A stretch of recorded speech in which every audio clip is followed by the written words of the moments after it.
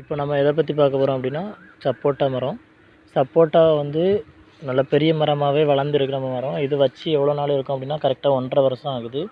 இதோட வளர்ச்சி வந்து மொத்தம் இவ்வளோ தான் ஆயிருக்கு.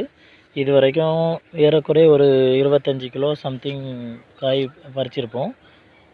நல்லாவே நார்மலாகவே காய்க்குது. ரொம்ப அந்தளவுக்குன்னு சொல்ல முடியாது. ஏன்னா அந்த பறவைகள் அதெல்லாம் வர்றதுனால அதெல்லாம் வந்து கொஞ்சம் கொஞ்சம் அப்படி அதுவும் பழங்கள் ஏதாவது பழுக்கிறப்போ பறித்து சாப்பிட்றது. சரி, ஓகே. இருந்தாலும் பறவைகள் வந்து அதுவும் வாழணும்ல. அதனால் நம்ம அதெல்லாம் ஒரு கேர் பண்ணுறதில்ல. பாருங்கள், இன்றைக்கி கூட கொஞ்சம் பறிச்சிருந்தேன்.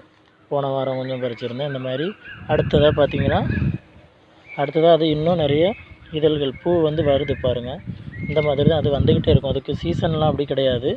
எப்போவுமே அது காய்கள் பிஞ்சு போட்டுக்கிட்டே இருக்கும். பூ வந்து சப்போட்டா பழம் வந்து யாருக்கெல்லாம் ரொம்ப பிடிக்குங்கிறத கமெண்ட் பண்ணுங்கள். நன்றி, வணக்கம்.